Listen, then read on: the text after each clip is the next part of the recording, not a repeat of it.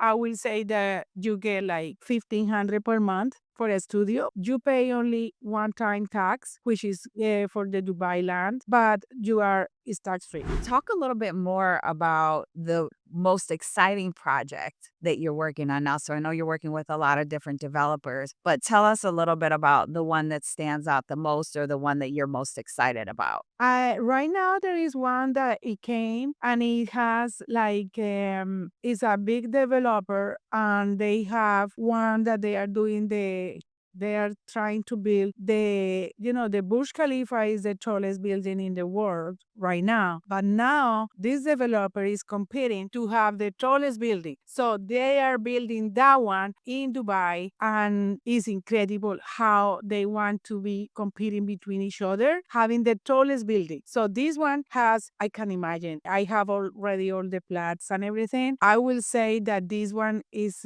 for me, is very excited because I see all the luxury that they are going to put. They are doing like stones, precious stones and everything. They put crowns and oh my gosh. And the finishings on each bedroom and everything are amazing. All the lighting fixtures, the floors, everything is like they do a lot of Italian like ceramic. This is the one actually I'm going there like maybe the end of April because they are hosting like they invite me for to see everything. So to get more information because they have it like secret and then now they are launching this. So it's very nice. So from the time you invest to the time that it's available for you to move in, how much time is there between that? Like a year. They take more or less a year or a year and a half from the time that you put the down payment and write the contract, and then they deliver the property. They take more or less a year and a half. Sometimes it's because of the finishing, but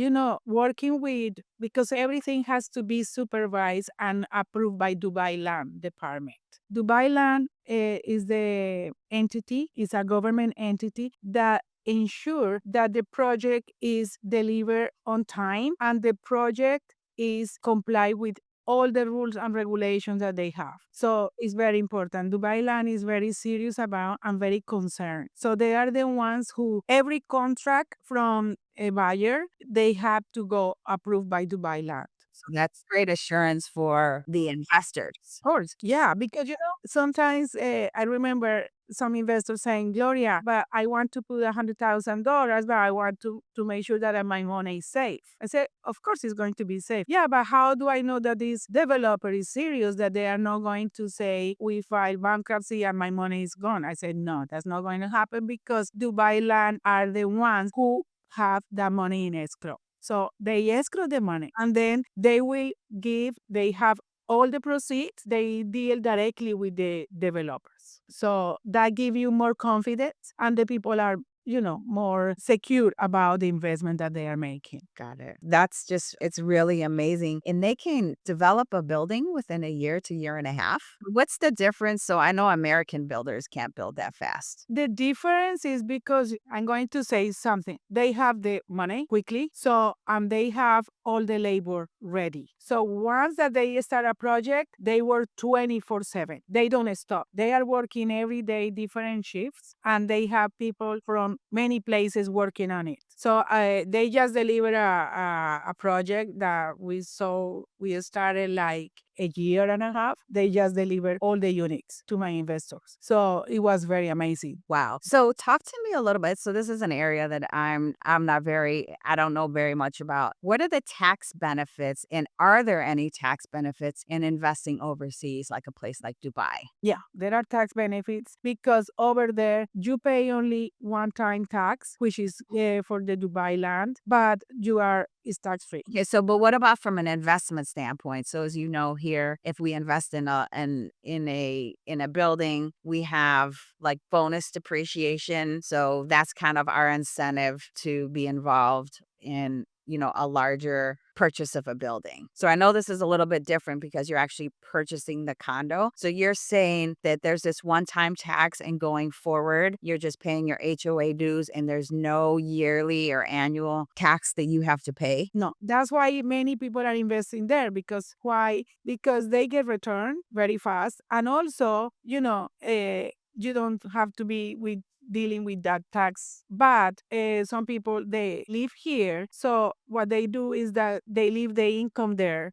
Because you are paying when they rent it. That's something different. If you are a here resident, of course you have to pay taxes here, because that's an income that is coming to you when, because it's an Airbnb. Let's say that you buy a property and then put it, because with all the developers that I work with, they also manage and they do like renters. So that's something very good, that if you buy your investment and then once that you get your property, you are able to say, okay, I want to rent it from the year, let's say 5 months. The developers, they have that. So that income over there, for sure you have to put it here. You have to show that you are getting money overseas, but that's something that is different. But over there, no. So, what do those rents look like? So, as an investor, I always would want to know, hey, what can I get for a unit that I purchased for 200,000, and if I wanted to rent that out for the entire year? What are the average rents for a studio? Kind of sticking with the same theme. Like for a studio, let's say monthly, you can rent it, depends on the location again, and depends where, what they have amenities, but it depends everything. It's so many factors that the price can be different in some places. But the minimum, I will say, per month, I will say that you get like maybe 1,500 per month for a studio, which is not bad. Yeah. And you're seeing a demand for additional units. What's the most popular size? Is it a studio, or is it a 2, 3 bedroom? Like, what's hot right now? Is it 2, 3 for bigger families? Is it 1 or 2? Actually, one bedroom, I was surprised. One bedroom is the most, that we sell it most faster. And the studios, they are selling faster because everybody wants to have a property over there. So sometimes people cannot afford, a 2 bedrooms or 3 bedrooms or a villa. So they say, okay, I get a studio. And they make money and then they buy another one. This is what many people are doing. They start with one studio and then they upgrade to something else. So, what happens when you sell these condos? How does that work? Do they help with the sale? Is it any different than, selling a condo like we do here in the US? Oh yeah, it's very different because what happened? Let's say I have investors that they buy under construction and then they say, Gloria, I want to sell it because I want to buy something bigger or I want to buy something in the other building. I say, okay. So the developers say, okay, we put it for sale. We sell it very fast. And then they sell it and then this person buy in another building. And they have this way to move business. So because all the developers, they have different projects. They don't have only one project. They have different projects in the city. So for example, let's say that my investor say, Gloria, I have this one. I want to sell it, but I want to buy with the same developer this unit in this other project. So what they do, they sell it, but they put the money there, and then he already has equity. The person that already has equity when they sell it at that moment. So it's kind of it's business. It's a very good business model. Wow. So how long does it take you? So what's the one building that you said excites you the most? How many units are going to be in that building? We don't know yet because they also have commercial parking and they are going to have hotel and everything. I don't know exactly yet. That's why I'm going, because they are going to give us all the specifications about, but most likely is going to be very, very high end and very expensive. But people are going to buy. If they already, the Burj Khalifa or the Burj Al Arab, they already people were in waiting list to get units, and they never got it because.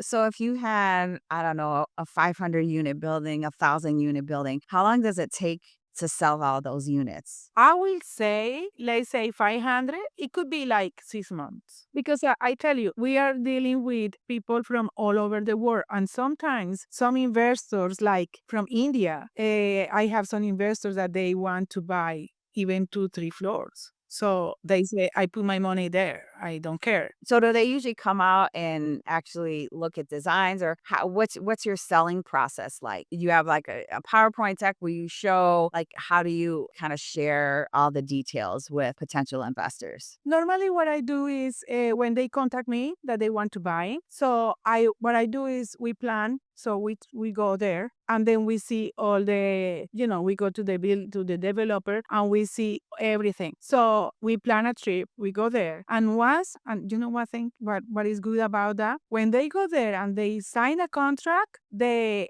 developer they refund the ticket, the flight, the Oh, airplane the travel expenses? ticket. Wow. Wow. Okay, we're coming. So that's good, but they have to sign the contract. Well, because that's something that all the developers are doing to attract. But they said people they like it, so they sometimes they don't buy one, they buy two. Most of my investors they are buying 2 or 3 units at the same time. Wow. Okay, so final question here. If you buy something for, let's just stay on the lower end, $150,000 studio, and a few years later you decide, well, hey, I don't really want to keep this anymore. I want to sell it. What do you think the profit would be on that within 3 years? I will tell you. I have this investor. I'm going to tell you the example that I have, and that was a real example. There was this investor, this lady from here. She purchased a condo, 2 bedrooms, that was like 4 years ago. And then she purchased it for 250,000. That was a beachfront, very nice unit. And now she sold it last year for 700,000. That was a resale. So that's a very good example. And I always put that example to my investors because she only sold it because she said, I want to move to another place. I want, something not too noisy. And she left. She went to another city. So she's older and she made, how much in 4 years making all of that profit is a lot, a lot. And it's true. Many people they are doing it. Okay. How do people find you? I want to know how to find you, Gloria, because I am super interested to, possibly invest overseas. So how do people find you to find more information about these deals that you're working on now? Yeah, you can find me in Instagram, Gloria Rojas, and then you can find me in Facebook and also LinkedIn. I have my LinkedIn and also all the social media that I have in there is right there. So and that's how I'm getting most of the business. A lot of people from overseas or from here, they say, "Oh, Gloria, I noticed that you sell in Dubai because I have my marketing person that does all the social media and he posts all everything." And when they see this, I say, oh my gosh. People call me and say, oh, I want to go to Dubai. I say, okay, if you are going to buy, let me tell you something. I can get you the travel expenses for free once that you write the contract. So they say, oh, really? I say, so that's very attractive. Yeah, that's a good marketing technique for sure. All right, Gloria. Well, hey, thank you so much for your time. I am super excited about looking at opportunities overseas and, taking advantage of a very dynamic and growing city that has tons of money to do so. I love that. It's very different from where I live, which is Pittsburgh, Pennsylvania. It's kind of steady Eddie. I mean, they're doing some stuff, but not much. So I love fast moving cities, originally from Chicago. So Dubai is right up my alley. And there must have been a connection of the stars and how we met, because this is something that's been on our minds as well. So thank you so much for sharing all your knowledge about investing overseas, and look forward to doing business together. Yeah. One thing that I want to mention just right quick is many people, they were like a little scared going there because they say because of the culture, because of so many, there are so many, I don't know, they were scared. And I said, no, you have to come and see, and then you will tell me, what do you think? Every time that they go and they see, they tell me, say, Gloria, I couldn't do it without you making me, you encourage me to do it. Yeah, for sure. I know. Hey, man, you got to take risks too, and you have to get those bad beliefs out of your head. And that's why the successful are successful and the ones that aren't. Fantastic. Well, hey, again, thank you so much for your time, and look forward to connecting. Jacqueline and Melvin, thank you so much for taking time out of your busy day to listen to this episode of Get Diversified. Please make sure to subscribe to our podcast so you don't miss out on future episodes. Finally, stop by our website and follow us on social media.